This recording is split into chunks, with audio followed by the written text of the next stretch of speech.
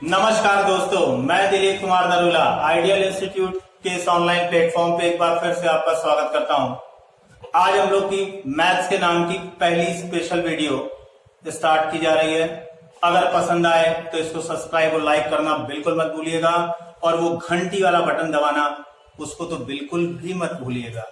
घंटी बजेगी तभी याद रहेगा, घंटी बजती है तभी दरवाजा खोलते हैं ना। चलिए शुरुआत करते हैं आज मैथ्स के नाम की। तो मैथ्स की अगर बात की जाए और इसके पार्ट की बात की जाए कि मैथ्स को आप कितने पार्ट में डिवाइड कर सकते हैं, तो आंसर आएगा 2। आएगा? कोई कंफ्यूजन नहीं। मैथ्स के नाम को अगर हम 2 पार्ट में डिवाइड कर दें, एक आपने डिवाइड कर दिया अर्थमेटिक में और दूसरा डिवाइड कर दिया एडवांस में। अब बात की जाए कि अर्थमेटिक को आप कितने पार्ट में डिवाइड करोगे, तो आंसर आएगा 2 भागों में। अर्थमेटिक को भी आप 2 भाग में डिवाइड कर सकते हैं। अब वो कौन से 2 पार्ट होंगे?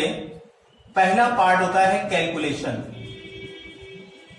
और दूसरा होता है फिर कॉन्सेप्ट। इट मींस सबसे पहले अगर कोई कहता है कि हमारी मैथ अच्छी नहीं है, मैथ कमजोर है, तो उनको एक्चुअली मालूम ही नहीं है कि उनका कमजोर है क्या। सबसे पहले नंबर पे उनका कैलकुलेशन वीक होता है, उसके बाद नंबर आता है कॉन्सेप्ट का। ठीक है, क्वेश्चन पढ़ने के बाद समझ में आया नहीं आया, मान लीजिए उस पर मेहनत की, समझ में आने लग गया, उसके बाद भी एग्जामिनेशन हॉल में कुछ जगह हम लोग ऐसे पढ़ जाते हैं कि उस समय हम लोग क्वेश्चन ये सोच के छोड़ देते हैं कि इस पे टाइम बहुत ज्यादा लगेगा, और वो कारण होता है कैलकुलेशन वीक होना। यानी सबसे पहला काम है हमारा कैलकुलेशन पे वर्क करना, कि हम लोग अर्थमेटिक की शुरुआत करेंगे आज से, और उसमें सबसे पहले हम लोग देखेंगे कैलकुलेशन के कुछ शॉर्टकट्स, और उनके बाद जब कैलकुलेशन स्पीड को थोड़ा सा इंप्रूव कर देंगे तो फिर हम बढ़ेंगे किस पार्ट पे? फिर चैप्टर की स्टार्टिंग। चैप्टर पढ़ते पढ़ते उनके कितने तरह के क्वेश्चंस आते हैं और उनको हम कैसे जल्दी सॉल्व कर सकते हैं, तो उसके दोनों तरह के मेथड, एक आपका ट्रेडिशनल मेथड परंपरागत तरीका और एक आपका होता है शॉर्टकट मेथड्स, जिनकी वजह से हमारा सिलेक्शन होता है। परंपरागत तरीका हमारी मैथ्स को इंप्रूव करता है, कॉन्सेप्ट को क्लियर करता है, बेस मजबूत करता है, और शॉर्टकट हमारे एग्जाम में सिलेक्शन करवाते हैं। तो आज हम लोग शुरुआत करेंगे छोटी सी वीडियो के साथ, और उसमें आपको मिलेंगे कैलकुलेशन के कुछ बढ़िया शॉर्टकट्स, जिनकी वजह से हम लोग टाइम को सेव कर सकते हैं। सिलेक्शन, अगर सिलेक्शन की बात की जाए तो सिलेक्शन 2 तरीके से होता है।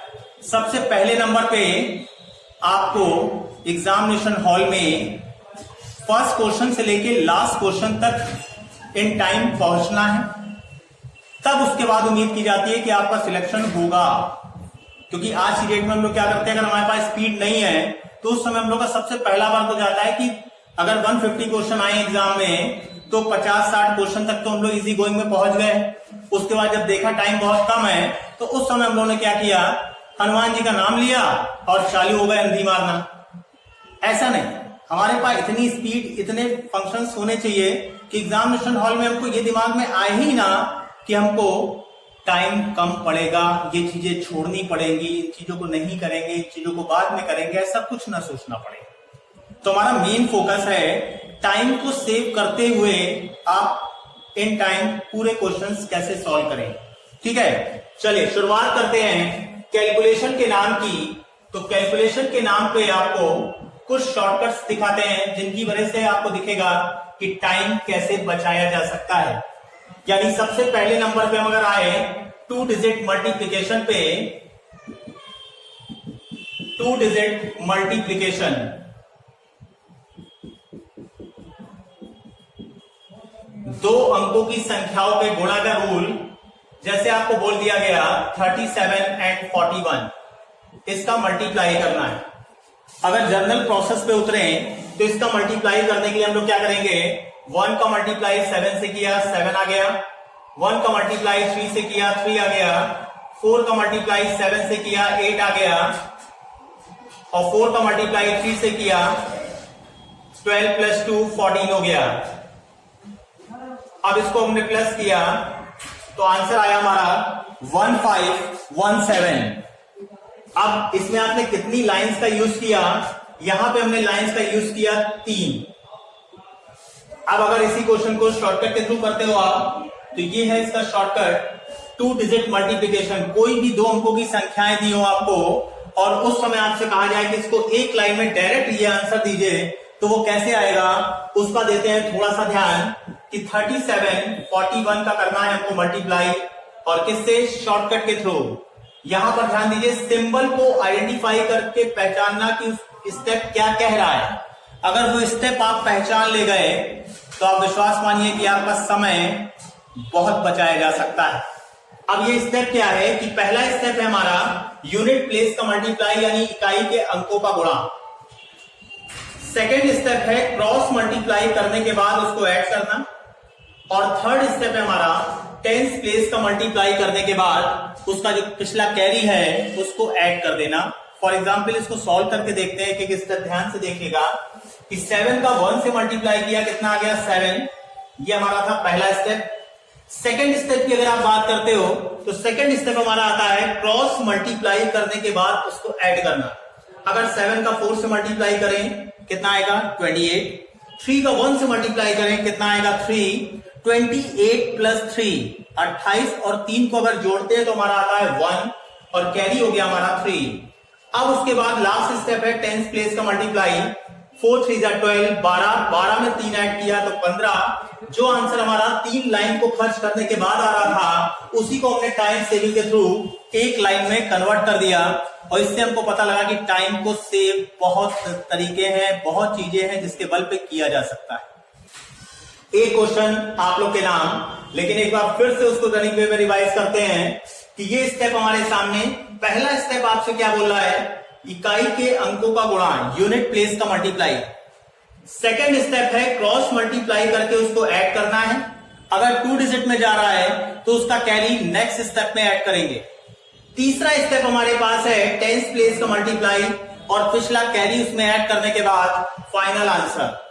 क्लियर? एक क्वेश्चन और देखते हैं, फिर बढ़ते हैं इसके अगले टाइप पे, अगले शॉर्टकट पे। लेकिन उससे पहले एक क्वेश्चन और, वो क्वेश्चन है आपके सामने, 42 का मल्टीप्लाई अगर आपको 53 से करना है, स्टेप आपके सामने है। पहला स्टेप आपसे बोल रहा है यूनिट प्लेस का मल्टीप्लाई, मींस इकाई के अंकों का गुणा, कितना 6। सेकेंड स्टेप है क्रॉस मल्टीप्लाई करने के बाद उसको ऐड करना, 10 12, यानी 5 दूनी 10 और 4 3 12, 12 और 10 को जब आपने जोड़ा तो कितना आ गया 22, 2 कैरी 2। थर्ड स्टेप है हमारा 5 चौको 20 और 2 22, आंसर आया 2 2 2 6। तो इससे आपने देखा कि 3 लाइन की चीज को आपने एक लाइन में कैसे कन्वर्ट किया। तो इसी तरह आप हमारे साथ बने रहेंगे तो आपको स्टेप बाय स्टेप हर वो वीडियो, हर वो मैटर, हर वो तरीके आपके सामने रखे जाएंगे जिसके बल पे आप लोग अपना टाइम सेव करने के साथ साथ अपने एग्जाम में इन टाइम क्वेश्चनों को कंप्लीट कर सकते हैं। और जब इन टाइम हमने क्वेश्चनों को कंप्लीट कर लिया विदाउट अंधी, ठीक है, विदाउट अंधी अगर हमने अपने क्वेश्चनों को इन टाइम कंप्लीट कर लिया तो आपका सिलेक्शन कोई नहीं रोक सकता। तो आपको बस हम लोग का साथ देना है। अगर आपको लगे वीडियो अच्छी है, यानी अच्छी चीजें मिल सकती है, तो इसको लाइक और सब्सक्राइब करना बिल्कुल मत भूलिएगा।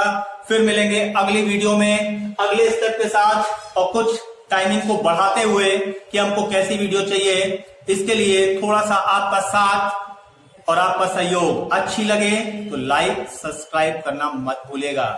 धन्यवाद।